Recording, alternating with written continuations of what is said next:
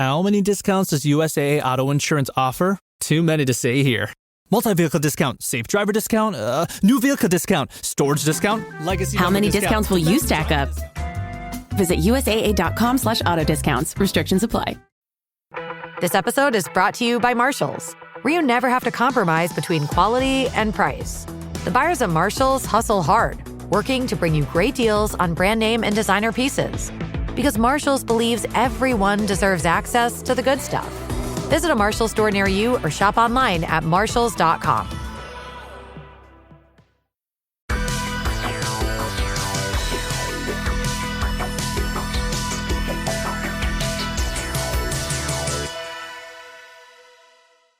I'm Joseph. This is Fish Jelly. How am I doing? Okay. Nick is in Venice at the film festival, so I'm doing part of this by myself. He will be joining me shortly to talk about the festival thus far, but there are a few things I wanted to go over. Tomorrow's Labor Day, so happy Labor Day, the magical holiday where we celebrate work by not working. I read someone write Labor Day because nothing says thank you workers like mattress sales and burnt hamburgers. So there you go. I hope everyone enjoys their day off who have them. So I received many messages about Snoop Dogg talking about Buzz Lightyear. So apparently on August 20th, he was on an episode of It's Giving, which is a podcast. And he relayed a story about taking his 6-year-old grandson to see Lightyear. And that the grandson pointed out, because there's a character who's a lesbian. So we see these two women and there's a montage where they're like together and they grow older and we see that they have a kid. And so Snoop Dogg's 6-year-old grandson asked, how'll she have a baby with another woman? She's a woman. To which Snoop Dogg said, I didn't come in for this shit. I just came to watch the goddamn movie. And then later said, I'm scared to go to the movies now. And so all of the headlines are that he made, like anti-gay or homophobic comments. I watched that portion of the interview. It didn't read that way to me. He just read like someone who, literally didn't come here for that. And as I was thinking about it, I thought, if I took my 6-year-old nephew to a movie and in the middle of this cartoon, he's asking me about, some civil unrest in the Czech Republic, I would be caught off guard and not know how to answer that. Obviously, I think his comments are giving sort of like, this is weird. What am I supposed to say? And it feels a little ignorant. I feel like there's a very easy explanation. I mean, he could have just said like, well, maybe they adopted the kid or, I'm sure, explaining surrogacy to a 6-year-old is not what you want to be doing in the middle of a movie theater, or say like, I'll explain it to you later, or, I'll let your mama talk to you about it. I don't think that Snoop Dogg is homophobic. And I feel like the backlash feels really excessive because I think many people have reactions to lines of questions they weren't expecting that we could all dissect and, give a negative spin to. And historically, he has proven to be gay friendly enough. I mean, for a gangster rapper who has an album about beating a murder charge, I mean, he seems pretty accessible and friendly, which is my other thought, like expecting certain people to have these very thoughtful, enlightened, progressive, opinions is funny to me. Like,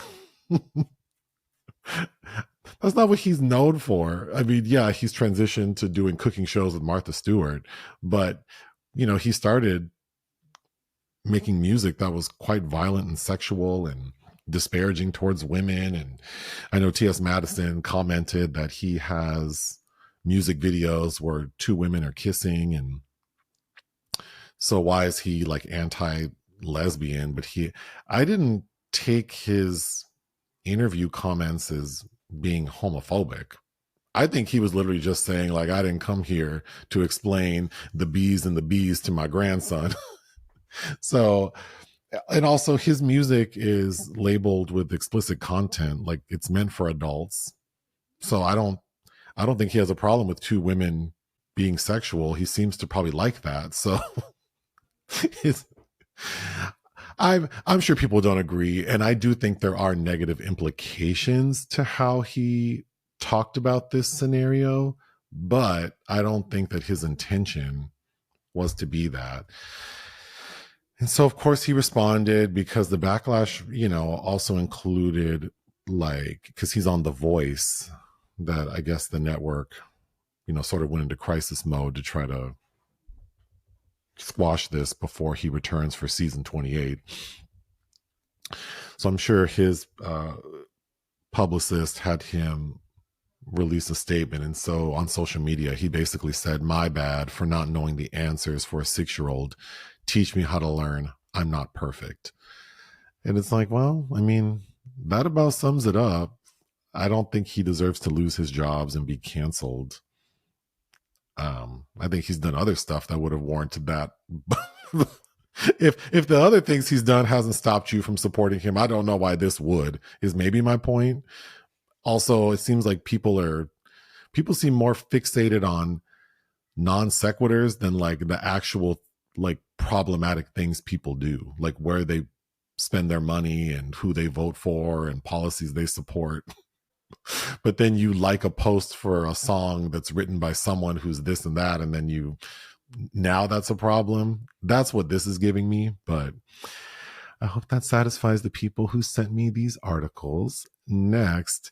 So I feel like I've talked about this before, but it's worth bringing up again since I would have expected progress.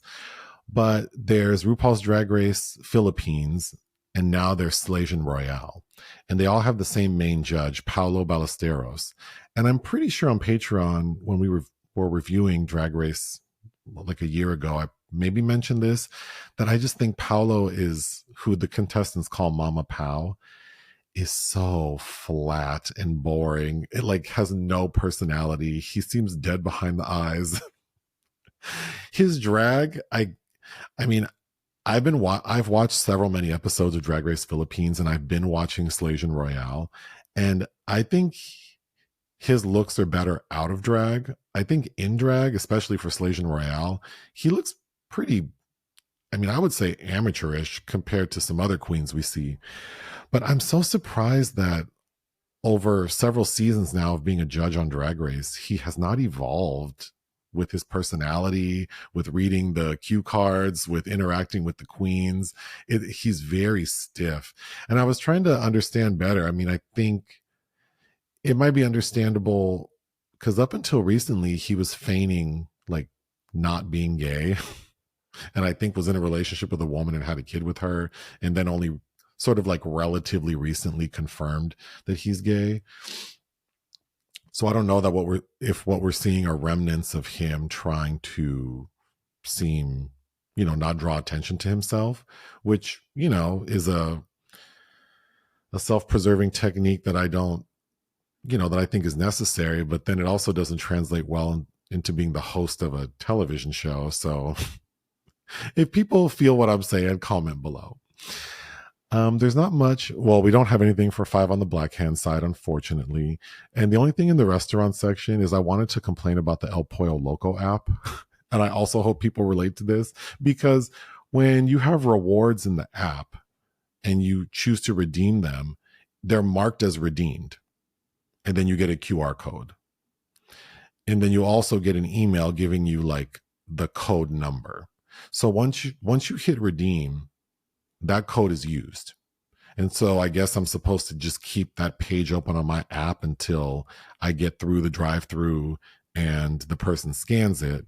But every time I pull up that damn QR code, inevitably I move away from the app, whether my phone goes dark or I get a text message and click on it. And then when I return to the app, I can no longer access that QR code.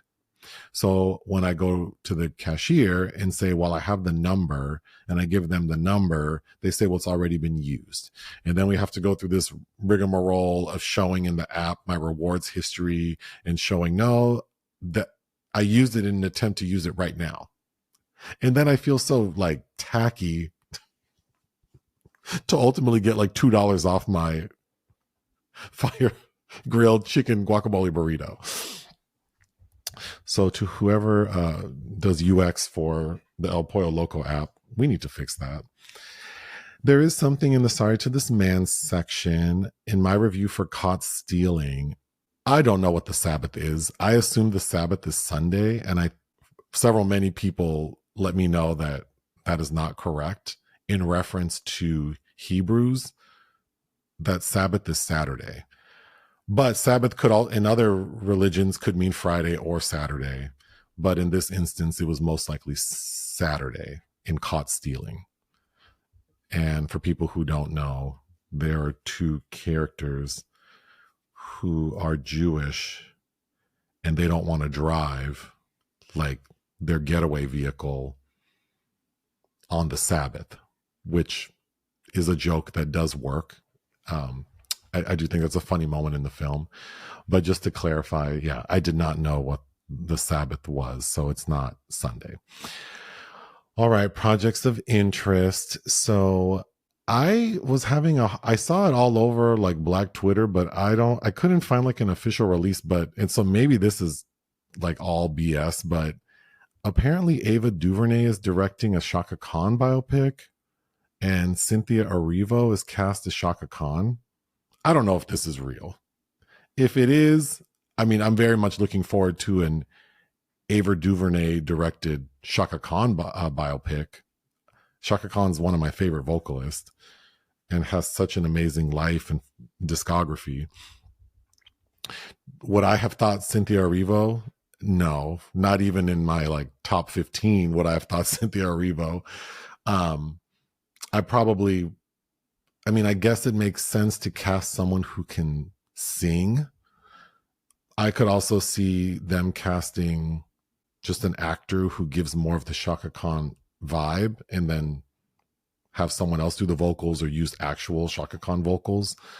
So, which I probably would prefer I'm hoping that we just get her vocals or maybe something blended. But I saw that there was a lot of backlash with Cynthia Erivo's choice, specifically because way back when she made some tweets that people found disparaging towards African Americans and basically saying things like referring to African Americans as ghetto, and that, didn't sit well with a lot of people. And then they also criticized her playing a notable African American like Harriet Tubman and Aretha Franklin. And now, if this is real, Chaka Khan. I guess I'll have to save my comments for when it's confirmed. But this was sent to me. I don't know. I'm mainly excited for an Ava DuVernay biopic of Chaka Khan, and I'll wait to see who's going to play Chaka Khan or if this is even real. Unfortunately, there are entries in the obituaries section. Floyd Levine died. He was an actor known for roles in Baywatch, The Hangover.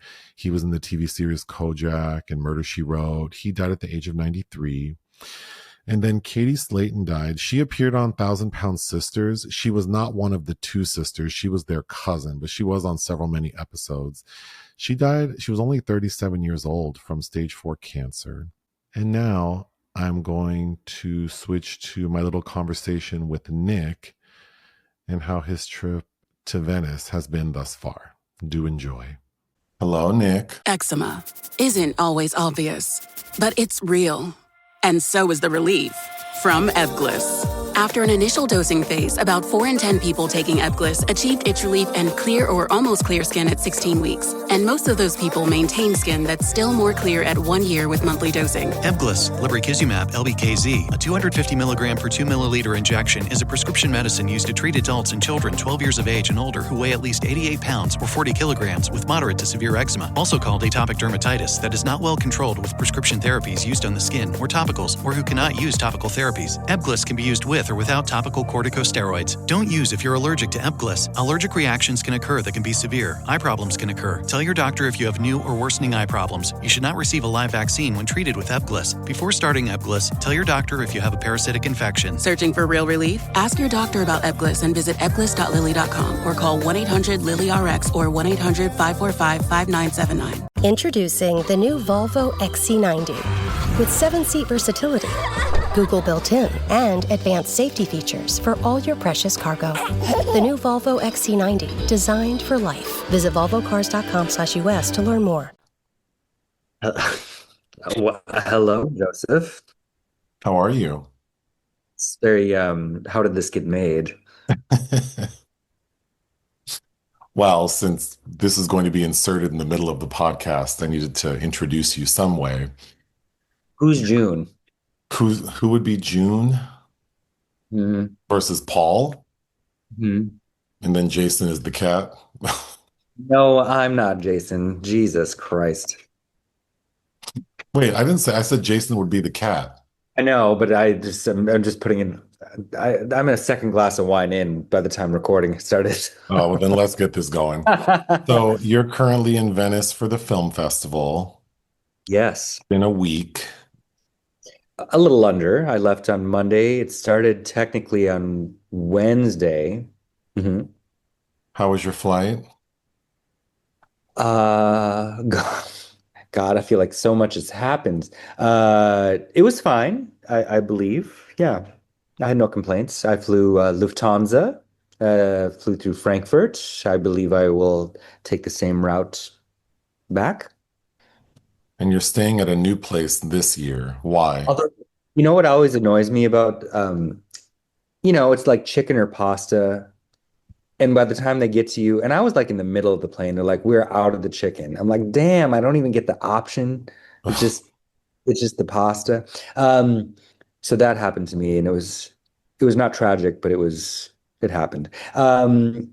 Yes, for the last 3 years that I was here, I stayed with a woman. Well, I stayed at her property. Her name was Martina, a very lovely lady, who actually sends me messages on WhatsApp throughout the year. But then when I was like, "Oh, Martina, can I book your place again?" She's like, she sold it. And then she sent all these recommendations of friends of hers that are property. And I'm like, nah, I'm just going to find something new. So I'm actually very happy with the place because it's less expensive than Dear Martina's. And it's in a historical building, like a lot of these places around here. I'm in San Marco. And the other lovely lady that met me by the Rialto Bridge, Giovanna, gave me a slight tour, even though I was exhausted. And we looked at some minor landmarks on the walk to this place. But apparently Goethe stayed in this building and wrote about it. And she was very surprised that I know who Goethe was. And then, but it's a very odd building because you would not expect that people live in it. But I actually am very happy. It's 4 stories up. I can see the Lido from where I'm staying, far in the distance. And I'm on the other side of St. Mark's Cathedral as opposed to past years. So every day I'm walking through a larger throng of tourists than I'm accustomed to. And I might have photobombed at this point at least 200 pictures. Oh, wow. Because I zoom to where I need to be on these goddamn vaporettos. And, people are so oblivious of shared space. And I find that especially true here. So the festival started Wednesday. Yes. So then what are you doing in those 3 days before? Monday, it takes a day to get here. So I arrived like Tuesday afternoon, watched some screeners, including the Mother Teresa film with Noomi Rapace, which was absolutely terrible, and crashed. And then, that was Tuesday night. And then Wednesday, I also had to go pick up my press badge, which is, I had to take a water boat to the Lido and then come right back because I was tired. And then it started on Wednesday. So have you seen any interesting people while you're there? Well, I feel like he wouldn't mind me saying this, but I've kind of developed a friendship with Andrea Polaro, so I've hung out with him a little bit. Uh, and he is about to embark on a new film project, which I won't say anything about. But I did get some nice details about behind the scenes on that. And he's here, he regularly um, comes to this festival. And then randomly in my zigzagging back and forth, I did see Greta Lee, who looked quite lovely, just walking around near the St. Mark's. And she has a film here with Willem Dafoe called Late Fame. And I'm not seeing that film because I don't know, I find the director Kent Jones just kind of unbearably pretentious. So I did not work it into my schedule, but I did see Greta. She looked lovely. And I think that's about it for my sightings thus far. Hmm. All right. So, what are like the high profile movies that are premiering at Venice this year? Well, right now we're recording this. It's Sunday night here, so we're officially at the halfway point. Hmm. Usually the first weekend of any major film festival, they do try to kind of shove the big things in there. Although tomorrow morning I see the Safdie film, The Smashing Machine with The Rock, which I think to me that's still, and I still have Catherine Bigelow to see, Francois Ozon. But yeah, I mean, probably the biggest thing is Guillermo del Toro's Frankenstein. I know about Frankenstein. I know about Begonia. Yes, I really liked Begonia. I thought, because I loved Poor Things. And I believe you did too, and we have a review out there for that. And I saw that in Venice in 2023. But I really didn't like Kinds of Kindness, which we also reviewed. So I think I was going into Begonia, which is a remake of a 2003 Korean film called Save the Green Planet, which I watched probably back in '06. Um, so I think I was kind of cool on it, but I loved it. That's my top in my top two for sure of the competition thus far. The other one being the new Park Chan-wook No Other Choice, which is based on a Donald Westlake novel that I read prior to, and I saw the previous film version by Costa Gavras.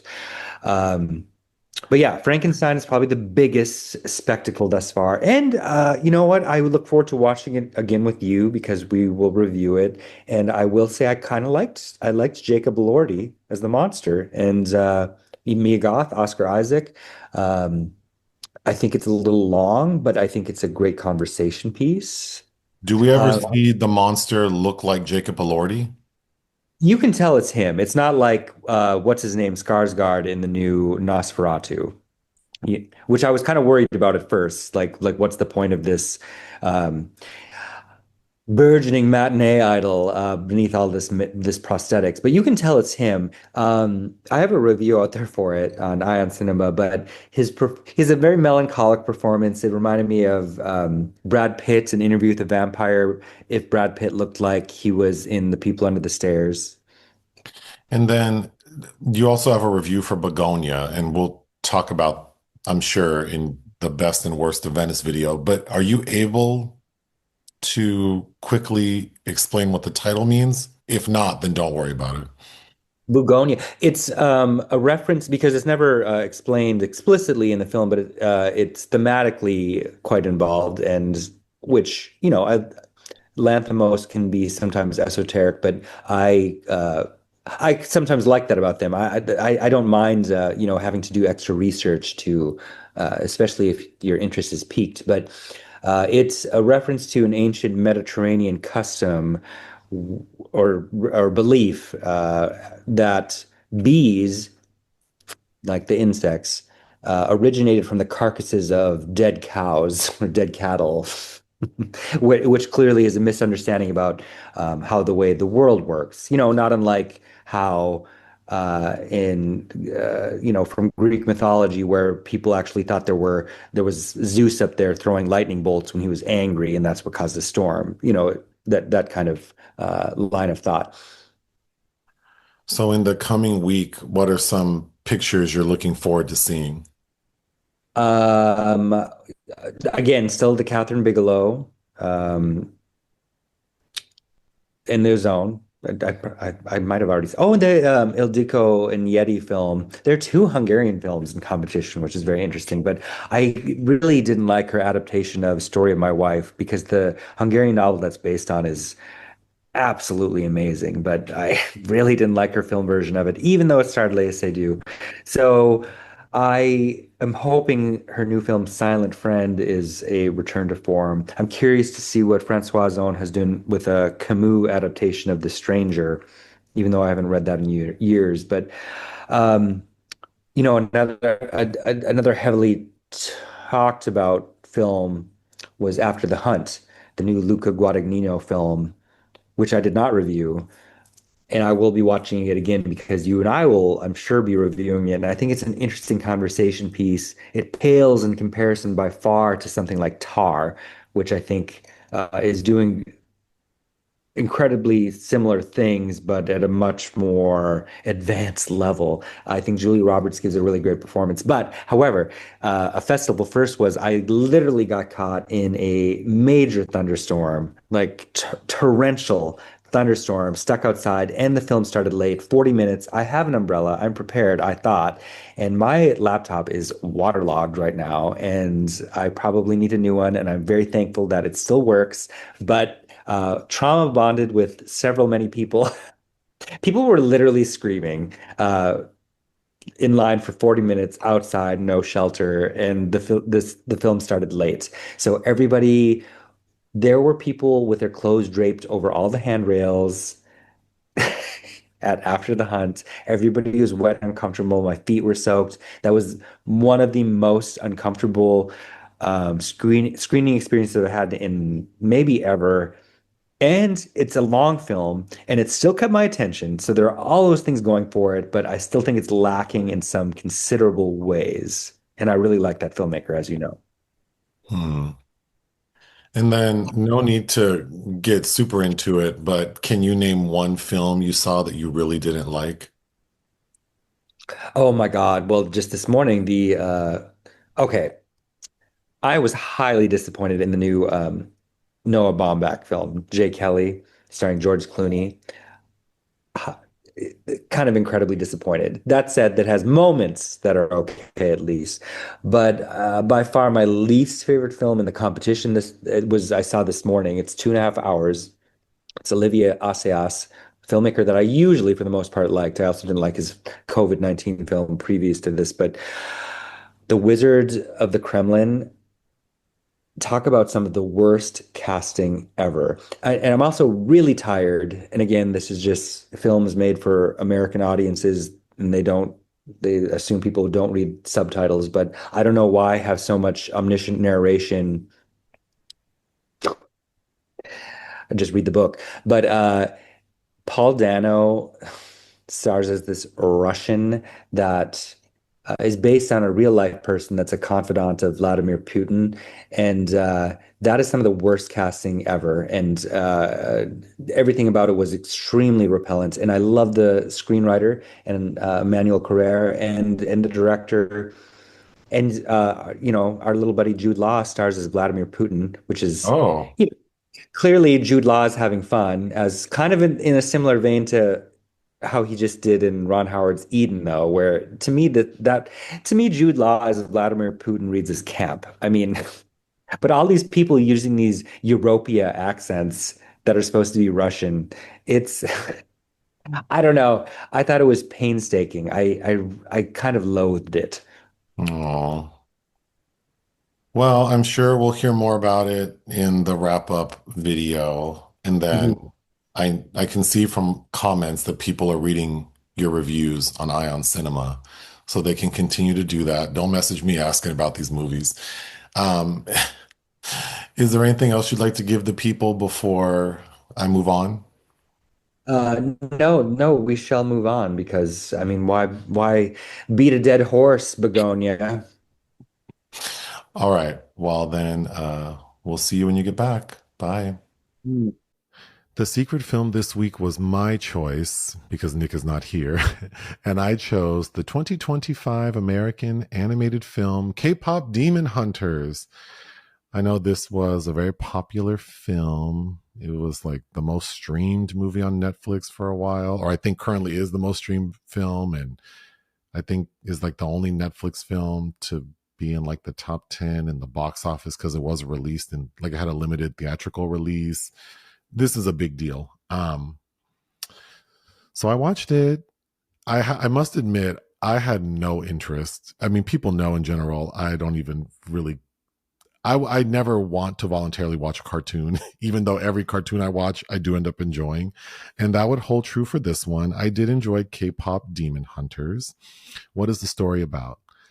A world-renowned K-pop girl group balance their lives in the spotlight with their secret identities as demon hunters. What did I like?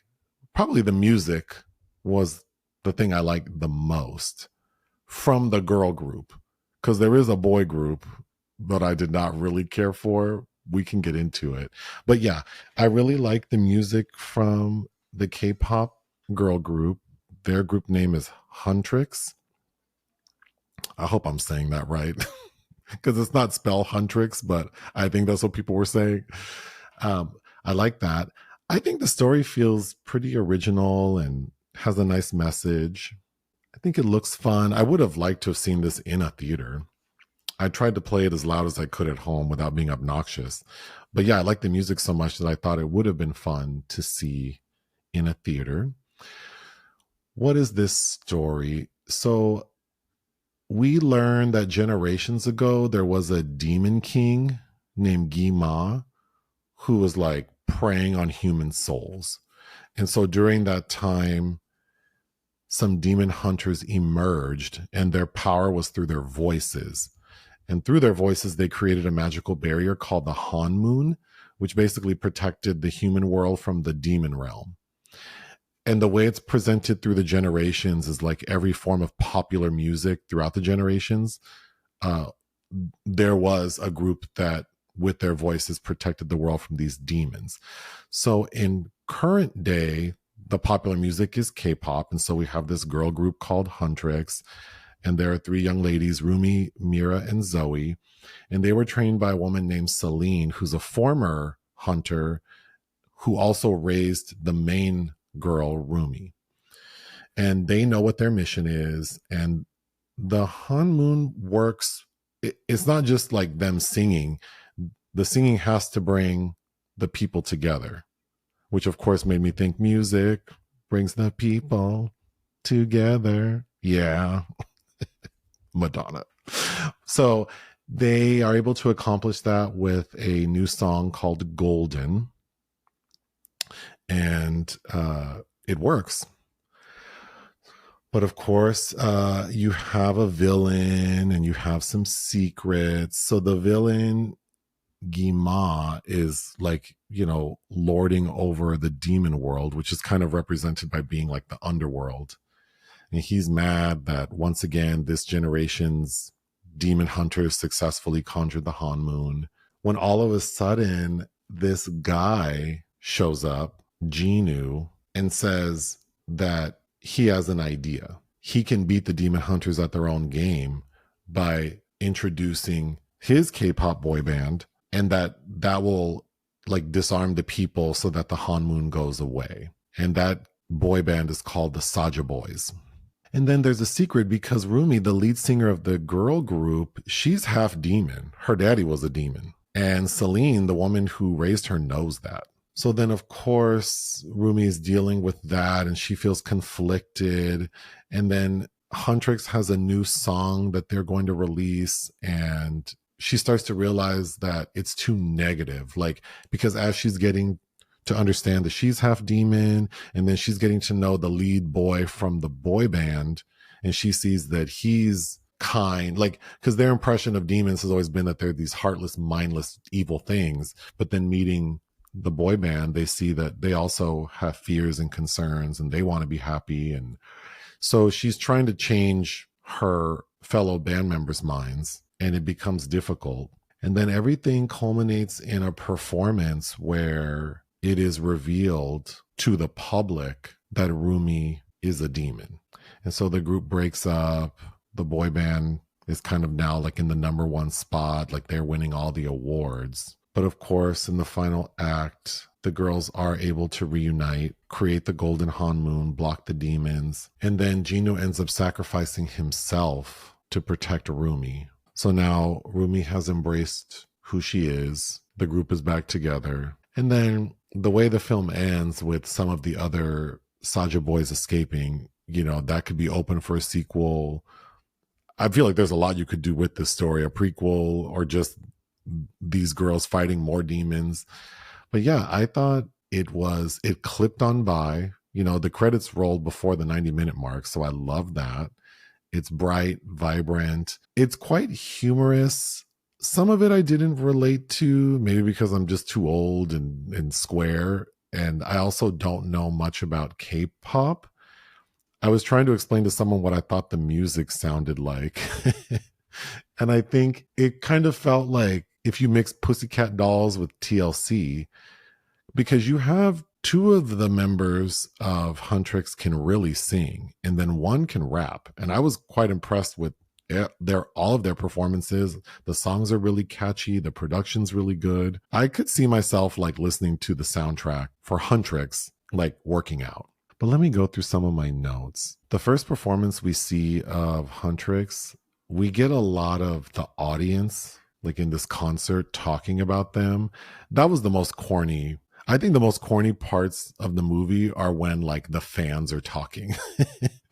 Some of it works, like they do a album signing event where the boy and the girl group sort of conjoin, because the girl group is trying to mitigate any negative press. So they're being manipulated by the boy group to play nice.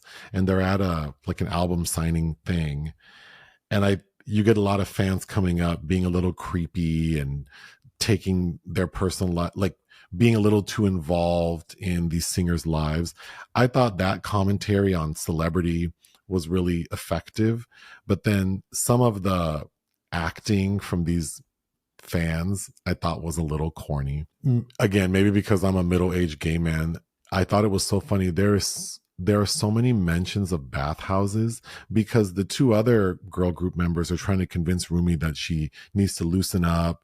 She's too stressed out. She needs to relax. And so they are trying their damnedest to get her to go to a bathhouse. And in the end, she finally does go and realizes that it is relaxing. But the number of times they mentioned bathhouse had me howling. But before she goes to the bathhouse, they end up going to a holistic medicine, like doctor type person who, of course, Rumi thinks is a quack. But I actually thought that was a really funny scene because this doctor, his sort of little gimmick is that he looks at people and goes, "I see," and then his eyes get all big and then he reads them. That was funny to me. Also, when the girls meet the boy banders, oh my God. First of all, the Saja boys look insane. They look insane compared to Huntrix, who I think look really cool and stylish and pretty. These boys, like, it made me uncomfortable. And then when the girls see them, the other two, not the main girl, they're so like turned on by these boys that they're crying popcorn. I thought that was very funny too. So the truth about Jinu, the main singer of the boy band, is that he grew up in extreme poverty. And the way the demons work, specifically their leader, Gima, is that when the golden Han moon is not protecting humans, the demons can like infect people's minds. So they hear these voices encouraging them to do bad things or influencing them in negative ways. At one point when that barrier was weak and Jinu was young, his family was extremely poor. And Gima got in his head and convinced him that if you come to me and serve me, you'll have an abundance of everything you need. And Jinu goes, and we don't learn until the end that he went, but he did not bring his family along with him. So he has always held on to that guilt of not helping his family. And so that vulnerability and that guilt is what Rumi sees in him as being, like human and kind and caring. But then sort of in a final act sort of moment twist, he has to kind of betray Rumi, and then he tells her that whatever feeling she had for him, he was just playing her. So of course she's hurt. But I thought a creepy moment is when, and kind of profound, is in the end, in that moment when the Han moon is down and we hear everyone be infected by all the negative thoughts. I thought the messaging, it feels a little more mature than something that would be appropriate for small children. I don't know what kids listen to. I feel like a 6 or 7 year old, maybe 6 and 7 year olds like this kind of music. I know there are sing-alongs, and even on Netflix, they have a version that is the sing-along version. But these aren't little simple kids songs. They have a lot of lyrics. They're very fast. So I probably should have looked up what the main audience is for this, but I could definitely see teenagers liking this. And then, me also liking it. There are also two little side characters, this three-eyed bird and this, it looked like a big old Cheshire cat. And I was trying to read about it because they do have some cultural significance that I don't fully understand. But basically the cat, which name is Derpy, kind of relays messages for Genu. So that's what its purpose serves. And then the three-eyed bird, whose name is Susie, is sort of like a comedic element, and also has some cultural value that I'm not fully aware of. But yeah, I would say this feels magical. It's definitely a notch above what I would have expected. Even knowing how popular it was, I was just assuming that it was just a trendy thing that became popular. But a lot of work went into this. Again, I think the songs are very well written, very well performed. I know the actors who did the voice work aren't the same actors who did the vocals, but everyone did a fine job. I'm not a huge fan of male singing to begin with, but I don't know. I didn't love the song. I think the Saja Boys have 2 full songs. I didn't love those, but they're not horrible. In all, I would definitely recommend this. I feel like everyone has seen this movie except me, but I would give KPop Demon Hunters 3.5 out of 5. All right. So what do we have this week? I know Nick sent me a list of things to confirm I want to watch, and I haven't read that list yet. I do know I'm seeing Begonia this coming week, but I don't think that comes out until October. And of course, I'm not reading anything, but I did want to mention, so Madonna had an album released called Veronica Electronica, which is basically the EDM version of her very popular album Ray of Light. And I knew that it had come out. And one of the songs, you know how on Apple Music, weeks before an album's released, they'll give you one song. And the one song they gave, I swore I had heard that before many years ago, that remix. So I thought, oh, this is just a remix album. It's nothing I haven't heard before. So I just threw it out of my mind. But I heard someone talking about it and decided to play it on Friday. And I've been listening to it nonstop. I think these are some really good remixes. And honestly, I think there are only 2 that I know I have heard. I swear I've heard them before, back in the day. The other ones are new to me. And then there is a new song that was a demo that I don't think is fully mastered, that I heard some people making fun of, how much they hated it. I actually quite like it. A lot of Madonna songs have one component that I always think is kind of corny, and that she does weird things with her vocals. And I have to believe that those are always the parts of the song she wrote. But yeah, I think these are some really good remixes, and I would recommend it. But that's all I have for now. Ta-ta.